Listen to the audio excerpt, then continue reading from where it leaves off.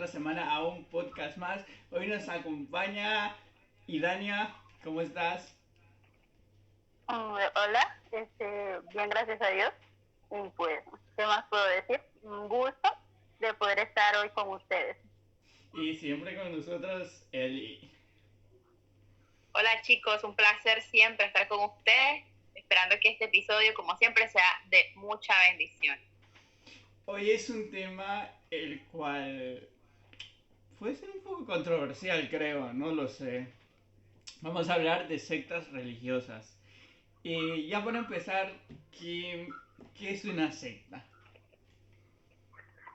¿Qué es una secta? Una Creo secta que religiosa. cada persona tiene una secta religiosa.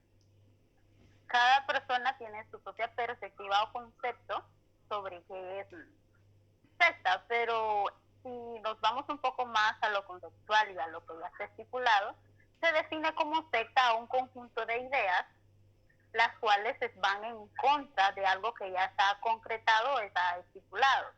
Si estamos hablando en el aspecto bíblico, puede decirse de que es un conjunto de personas que hacen parte de un adoctrinamiento de que es en contra de lo que ya está estipulado en la Biblia.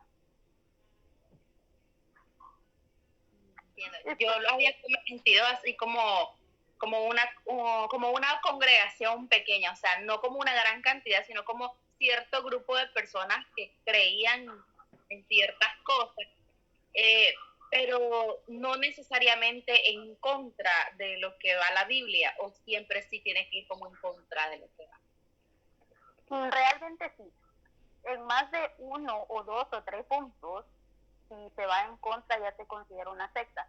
Porque bien sabemos de que el inicio para poder considerar una secta es aquella de que puede llegar a negar rotundamente a Jesucristo. Cuando bien sabemos que la Biblia es enteramente y plenamente cristocéntrica.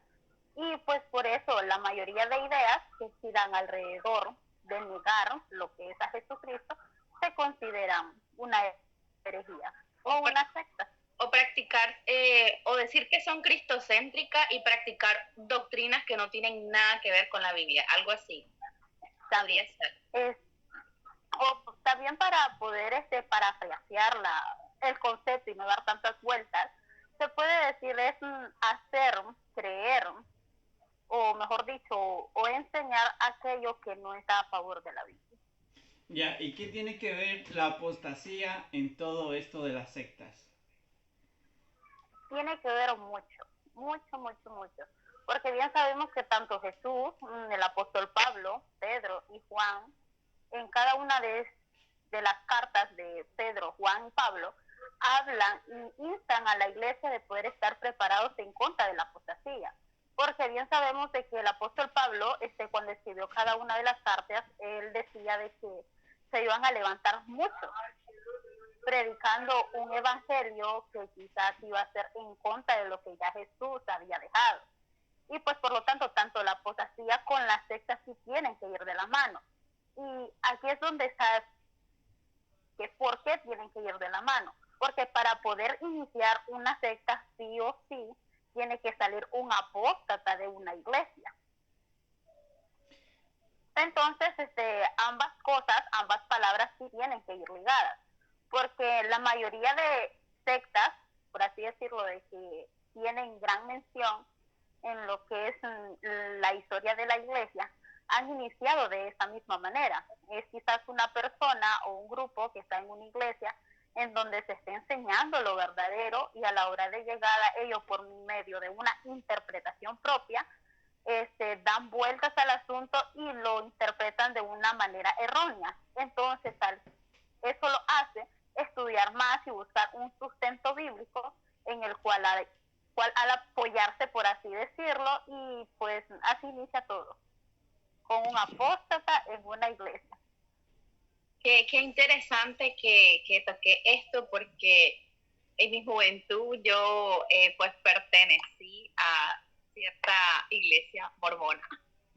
Y, y me llamó mucho la atención esto que estabas diciendo, porque sí, dice, creen en Dios igual y todo, pero sí hay como ciertas doctrinas que no van apegadas a lo que el Evangelio enseña.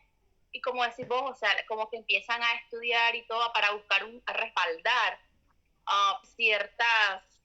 ciertos versículos de la Biblia con otras cosas, pero al final pues como que sí no tiene mucha congruencia con el Evangelio, ciertas doctrinas que ahí realizan.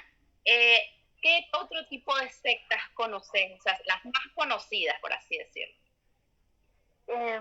Pues creo que a los años que, por así decirlo, Dios me ha permitido poder entrar en lo que es la teología, he conocido muchos movimientos. Unos me sorprenden y otros me dejo pensando, pero ¿por qué? Creo que uno de los más conocidos es el mormonismo, como tú lo mencionabas anteriormente. Otros son los testigos de Jehová. Y pueden existir muchos más todavía. Pero creo que hasta el momento los que más, así a nivel de iglesias, reconocen es el mormonismo y los testigos de Jehová.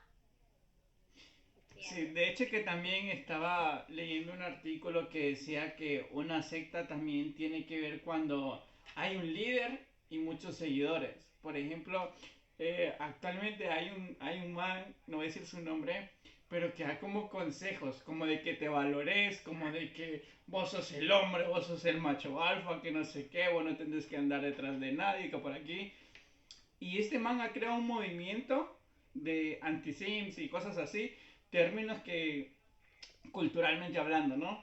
Y este man tiene un montón de seguidores y después les da como una medalla. Renuncias a ser un sim, le dicen, o algo así. Sí, renuncio, que no sé qué. O sea, y entonces este man ya se le considera como una secta lo que está haciendo, porque el movimiento que ha creado ha venido como así, y cada vez es como más conocido y cada vez le siguen más y sus consejos son brutales, entre comillas. Y va creando así. Entonces, pero ¿por qué a la Iglesia Católica se le considera como una religión y no como una secta? Tengo miedo de salir funada, sinceramente. Pero creo que es una pregunta de que la mayoría de las personas que nos hemos estado dedicando a estudiar teología nos hemos preguntado, ¿por qué a la Iglesia Católica no la consideramos una secta? Y aquí está una respuesta fácil y sencilla y muy rápida. Ellos no niegan a Cristo. Ahí está. El hecho de negar a Cristo hace de que ya sea un grupo religioso, si lo niega rotundamente se considera una herejía.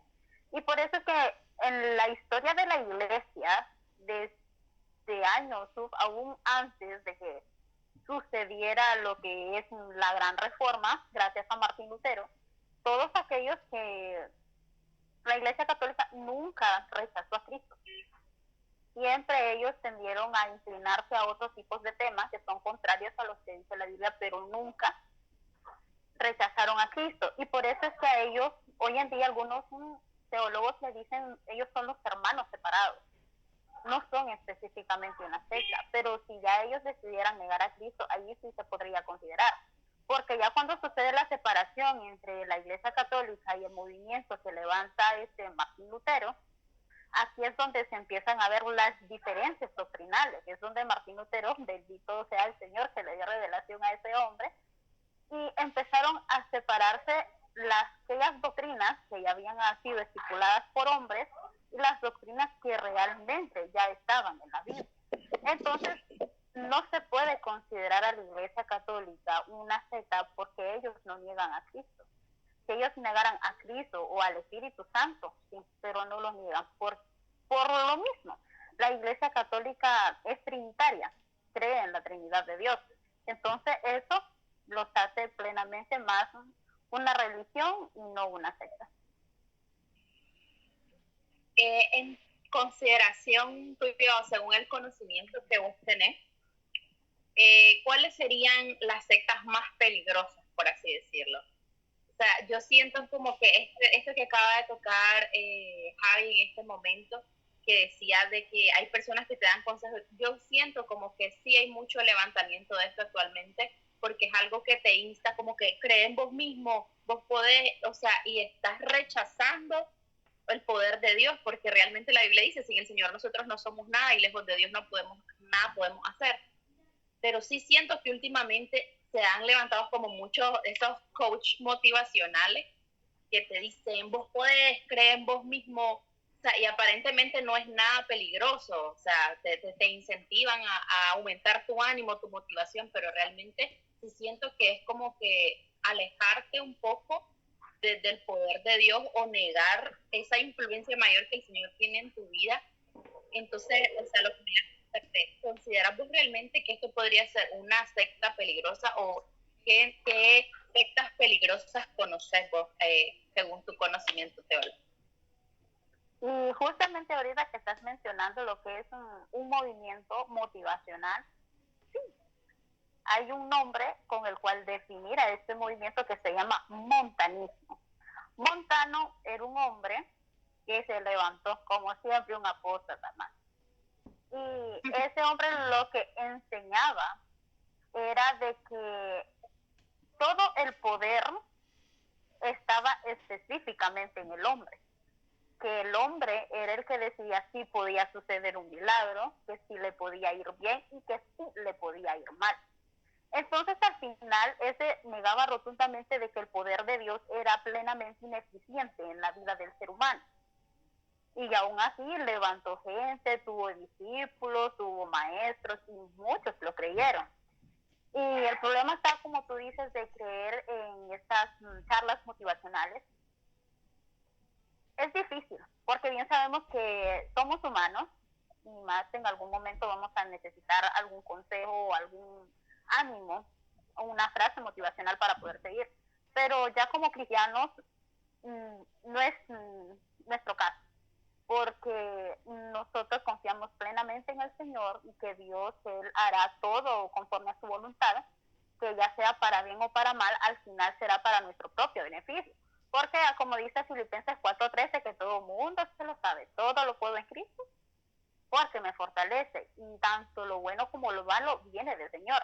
Entonces, muchas veces el que nos demos créditos a nosotros mismos en ciertos logros, o a como decía Javi, de que te voy a dar una medalla porque hoy te superaste y ya no fuiste simple de la que te gustaba, eso es algo erróneo para mí sinceramente. Y realmente son peligrosas porque hoy en día he visto como muchos jóvenes han sido arrastrados por ese personaje en cuestión, en que se están yendo por un camino en donde ya no están dejando de que sus propias ideas sean los que estén controlando su vida, sino que ya sean las ideas y adoctrinamientos de un tercero más. Y es aún más difícil porque cuando una persona influye en la vida de uno, poder dejar esto es muy difícil. Y bien sabemos de que este tipo de charlas algunas veces se pueden volver un poco manipuladoras. Y si la mente no está bien, el cuerpo no está bien y nada en uno va a funcionar bien. Esa fue una frase que hace muy poco miré en TikTok y ¿para qué? Buenísima porque tiene toda la razón. Porque bien sabemos que el ser humano tiene emociones, tiene sentimientos. El alma, el ser, el espíritu. Todo de uno depende plenamente de cómo esté el bienestar mental. Y el saber de que un tercero está influyendo a través de ese tipo de charlas motivacionales, por así decirlo, se vuelve un poco más difícil. Porque a la hora de llegada, como tú dices, la persona no está dejando que el Señor obre en su vida, sino que diga definitivamente, voy a dejar de que yo decida qué hacer cuando realmente no es así. Sí, y volviendo a estos coaching motivacionales, ¿cómo crees vos que deba ser un consejo correcto en el ámbito cristiano? Porque, por ejemplo, recuerdo que tiempo atrás cuando uno decía o se quería abrir con alguien, quería exponer su corazón y le quería decir, mira, estoy pasando por una dificultad económica, por ejemplo. Siempre, o sea, venía alguien y que, no lo declares, o sea, lo que declaras con tu boca, no lo digas, o sea, y tal vez esa persona no se pudo abrir porque la otra ya le dijo que no lo dijera, que no lo declarara. Y me encanta la frase de un pastor que decía, está bien no estar bien. O sea, porque en el caminar no siempre vamos a estar en su vida. Entonces, ¿cuál crees vos que sea un consejo correcto a la hora de ayudar a alguien, a la hora de poder que alguien se te abrió, ¿no? ¿Cómo vos le das un consejo que no caiga en eso motivacional de vos podés, pero que también no sea el otro extremo, decirle, no, no lo confeses y que al final no se pueda abrir? Es una pregunta un poco profunda, sinceramente, nunca me había puesto a pensarlo. Pero el libro de Proverbios, Salomón, cuando escribió ese libro lleno de sabiduría, uno de los hombres más sabios en el mundo, él en varios de los versículos del libro, él recalca siempre, busca el consejo de los sabios, busca el consejo de aquellos que son prudentes. Y yo me arraigo más a lo que dice el apóstol Pablo, si van a amonestar o si van a aconsejar, háganlo con sabiduría y con temor a Dios. Porque para uno como cristiano es aún más difícil, porque uno dice, tengo que escuchar lo espiritual, pero también tengo que escuchar lo motivacional. Y aquí es donde uno entra en un punto medio en a cuál de las dos le hago caso. Como tú decías, Javi, o me voy a ese extremo en ligarme o de un solo aceptar las charlas o rotundamente negarme y no aceptarlo. Pero si vamos a dar un consejo a una persona que está pasando algún tipo de problema, no importa de qué tipo sea, yo pienso de que anteriormente se debería de hablar con esa persona y uno venir y ponerse a orar y pedirle a Dios sabiduría. Y que si Dios va a hablar a esa persona, que sea nosotros usándonos como un instrumento correcto y así no hacer de que la persona salga más lastimada o quizás más dañada. Porque muchas veces, creo que en mi caso, lo digo por experiencia, intenté buscar consejos, pero en lugar de ayudarme, más bien me destruyeron y me dañaron, pero no caí en el error de las charlas, porque es verdad, muchas veces las personas no nos pueden dar el consejo correcto, pero tenemos a nuestro compañero fiel que es el Espíritu Santo, que es un consolador, que es un consejero, que es un instructor, que es todo. A la hora de llegar a una situación, quien nos va a ayudar a poder aconsejar a otra persona y aún a aconsejarnos a nosotros mismos es el Espíritu Santo. Y pues por lo tanto uno tiene que ser un poquito, porque bien sabemos que existen personas que son muy sensibles, de que uno no puede decir algo incorrecto porque la persona lo va a malinterpretar. Y pues como experiencia, creo que hace como unos 2 meses, un amigo mío estaba pasando por una situación muy difícil, uno de sus familiares pasó con cáncer.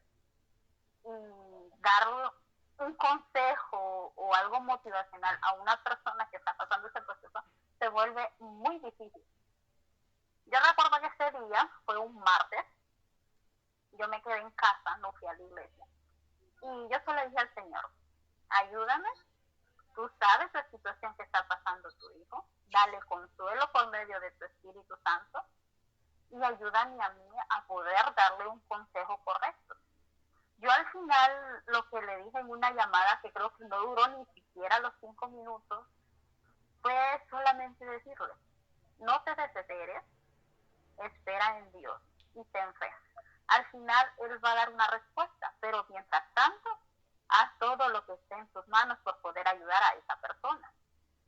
Porque Él me decía, estoy frustrado, sí, porque tengo que ayudarla a pagar estos tratamientos, tengo que hacer esto, tengo cosas acumuladas del trabajo y no sabía qué hacer. Sí, tranquilo, ten paciencia y espera en Jehová, porque algo que mis padres me han enseñado desde pequeña, gracias a Dios, es de que si yo quiero que Dios traiga algo bueno a mi vida, tengo que buscarlo primero a Él. Y yo le dije a él, no te arraigues de lo que va a decir un médico, no te sostengas de lo que específicamente el médico va a decir al final, solamente ten fe y espera en el Señor. Porque en este tipo de situaciones, porque cuando nosotros como humanos buscamos una frase o algo motivacional es porque realmente estamos pasando por un problema. Entonces, al final lo único que tenemos que hacer es recurrir al Señor, pero también a recurrir a una persona que nos aconseje sabiamente de qué hacer y qué no hacer. Y agradecida estoy porque hace poco este amigo se contactó y me dijo que se sentía muy bien, porque por fin Dios le había dado respuesta a su petición, de que gracias al Padre él no había caído en una depresión o en algún estrés o ansiedad por un colapso. Y eso es de agradecer, porque y más cuando sabemos de que uno actúa de una manera positiva hacia una persona. Quería agregar algo. Me recordó mucho algo que está en la Biblia que dice: mi pueblo perece por falta de conocimiento. Y siento que va muy arraigado con el tema de lo de las sectas y cosas, y muchas veces nuestra mente está como desequilibrada realmente, como decías anteriormente, no estamos bien mentalmente, por eso nuestro cuerpo no se siente bien, estamos a caer por procesos de depresión, cosas así. Pero cuando realmente nosotros tenemos un conocimiento basado en el Evangelio, en la palabra, o sea, nosotros no nos podemos dejar llevar por un consejo de una persona que quizás está motivándote, pero no de la manera correcta. Recuerdo de que me pasó una situación similar con un amigo que su mamá estaba internada en el hospital y estaba a punto de morir la señora. Y para mí fue una situación difícil de cómo darle un consejo. Yo le decía: tenés fe en Dios, mira, el Señor la puede sanar, la puede sacar, le puede restablecer su salud de una manera que no te imaginas. O sea, yo siento que lloré con fe de que esa señora iba a salir del hospital. Pero sucede que la señora murió. Entonces yo me quedo como que, ¿qué pasó aquí? Digo yo, o sea, yo dándole palabras de ánimo, dale, tu mamá se va a sanar. Pero digo yo, a pesar de que nosotros, o sea, tengamos como esa fe que el Señor la va a sanar y todo, muchas veces la voluntad de Dios es diferente a lo que nosotros tal vez podemos esperar. Y cuando suceden cosas así, cambios tan abruptos que de repente pasan cosas así, tenés que entender de que la voluntad de Dios siempre tiene un propósito mayor. Entonces, siento que cuando te basas realmente en el conocimiento de las cosas que el Señor quiere, espera para vos, es que yo digo, realmente si lees la Biblia, pues ahí está todo. Últimamente eso es algo que ha resonado mucho en mi cabeza, porque solemos perdernos en los afanes diarios o cosas que escuchamos, pero realmente cuando vos vas a la Biblia, ahí está el consejo para lo que necesitas. Entonces no es como que redundar mucho en que escuché esto y me subió el ánimo, o esto va de acuerdo a lo que estoy viviendo. Ahí tiene consejo para todo. Recuerdo que decía Dante Gebel, este es un libro de gente pecadora, este es un libro de adúlteros, de mentirosos. Entonces siento como que realmente es un manual de la vida. Ahí hay de todo y para todos. Entonces eso me recordaba. Sí, a veces, bueno, sí hay que recurrir a alguien, hay que buscar ayuda. Uno de los consejos que me dieron y uno de los consejos que yo suelo dar es que te busques una o dos personas de confianza a las cuales vos te les puedas abrir, pero sin filtro, sin maquillar, decirle las cosas tal cual son, pero esas personas tienen que ser sabias, que no te juzguen y que te den un consejo sabio. Pero a veces es muy complicado abrirse. Yo recuerdo que en cierta situación que estaba pasando y no me quería abrir, solo estaba ahí, no, pidiéndole a Dios. Y recuerdo que se me acerca alguien y me dice: Dios nunca se equivoca.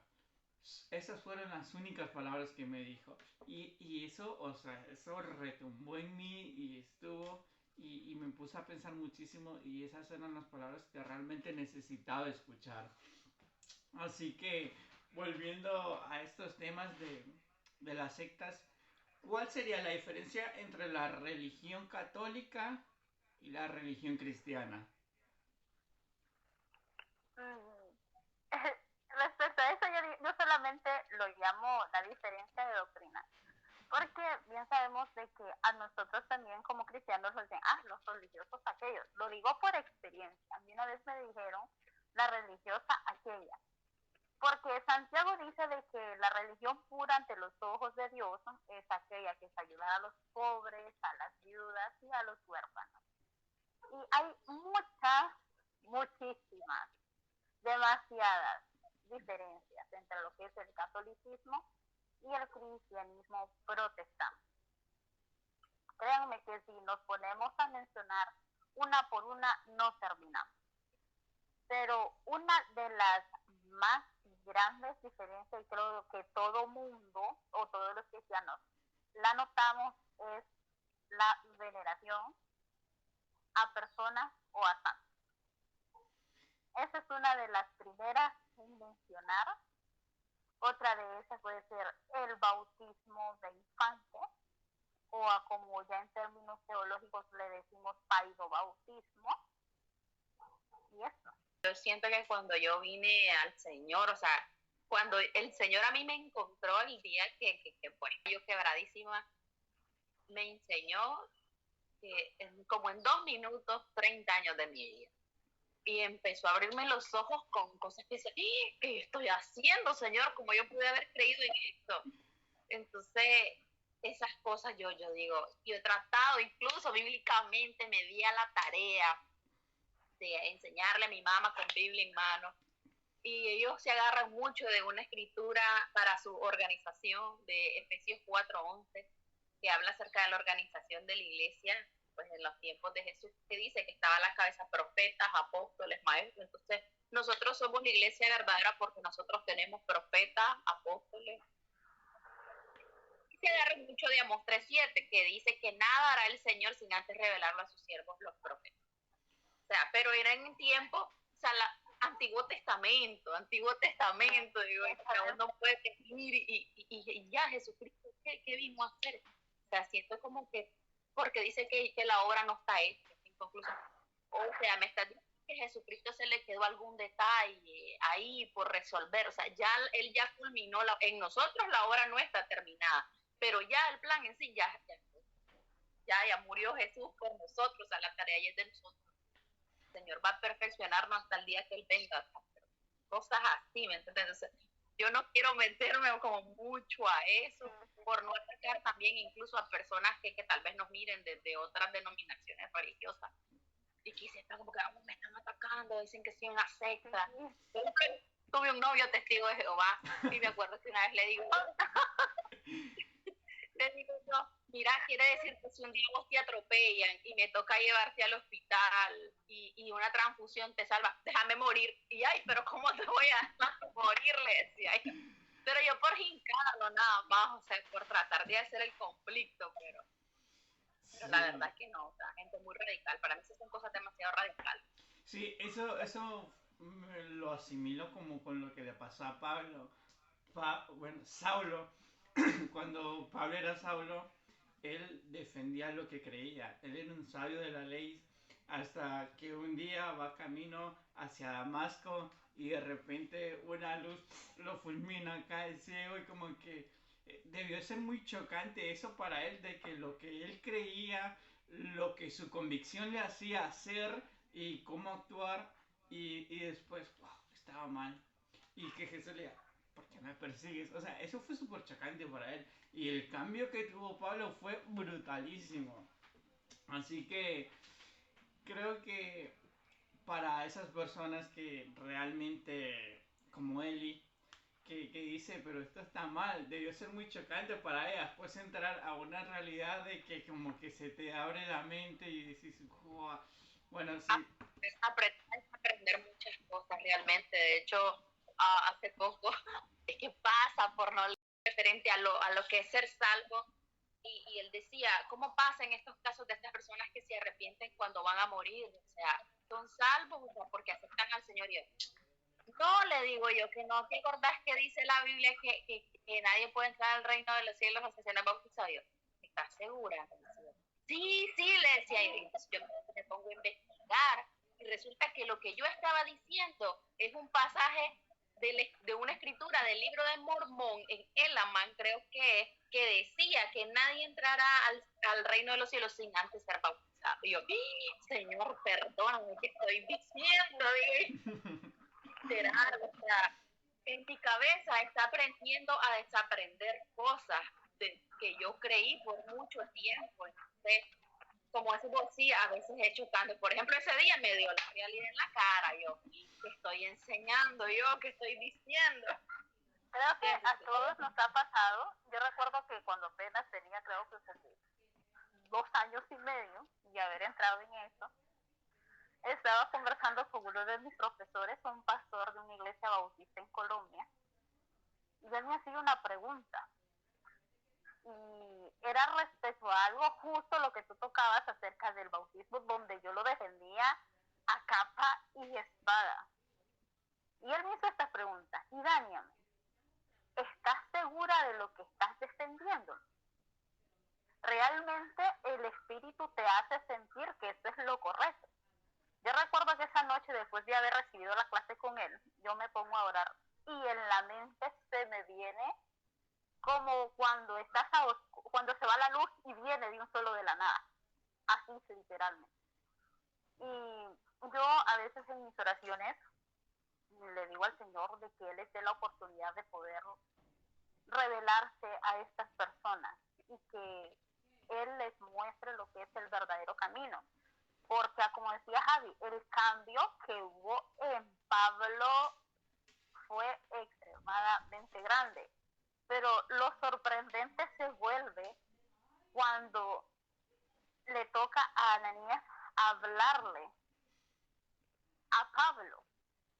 A Ananías todavía no se le cruzaba por la cabeza que un asesino de cristianos terminara siendo un instrumento útil para él, pero no, el Señor le dijo a Ananías: ora por él, porque ese me es un instrumento útil. Ya como decía Javi, Pablo era un bárbaro en la ley, creció a los pies de Gamaliel, un grandísimo que, como dice mi papá, tenía una cabezota así grandota respecto a eso. Creo que al final, si Dios nos ha dado la oportunidad, muchas veces no hay necesidad de que tengamos que salir de una secta para poder conocer lo que es verdadero. Porque Juan 8:32 dice: y conoceréis la verdad y será libre. La verdad es Jesucristo. Entonces, podemos estar en el mundo, podemos estar en una secta, pero al final Dios hace ese cambio rotundo y nos hace cambiar de pensamiento, de perspectiva, de parecer y de todo. Sí, pero con respecto a la perspectiva, creo que cuando es en temas doctrinales, creo que sí hay que estar en un mutuo acuerdo, pero por ejemplo, si hay otros temas que son de perspectiva simplemente o de ciertos puntos, porque nunca vamos a estar de acuerdo al 100% con alguien, incluso con Idania he discutido un montón de ciertos puntos de que no, eso no es así, esto es así, ella tiene su punto, yo tengo mi punto, o sea, claro, siempre concordando doctrinalmente, ¿no? Son puntos, son tonteras, pero tener una diferente perspectiva, incluso de una historia, lo que Dania puede, y Dania puede percibir de esa historia, tal vez Eli percibe otra cosa y yo puedo sacar un punto, porque nuestras mentes no son iguales, pensamos totalmente distinta. Porque realmente no vamos a estar de acuerdo al 100%. Yo admiro muchísimo a alguien y a veces no estoy de acuerdo con él, no estoy de acuerdo con lo que dice, pero eso no me hace decir, este tipo es un apóstata, este tipo es un hereje, o sea, no, nada, no, o sea, ni mucho menos. Simplemente tenemos distintos puntos de vista acerca de la historia. Gracias por estar aquí. Fue un placer, me encantó tenerte. Espero nos acompañes próximamente a hablar de otros temas. Bueno. Bueno, chicos, la verdad que ha sido un enorme placer estar con ustedes, que hayan podido, esperamos que puedan disfrutar de este capítulo tanto como lo hemos hecho nosotros, que pueda ser de mucha bendición. Siempre les decimos esto. Esperamos que pues puedan seguirse conectando, viéndonos, dándonos ese apoyo que siempre nos dan a través de las redes sociales, de nuestros videos, compartiéndoles, darles me gusta, y nos pueden seguir también en nuestra página de Facebook, que siempre estamos compartiendo. Te agradecemos muchísimo por estar aquí el día de hoy y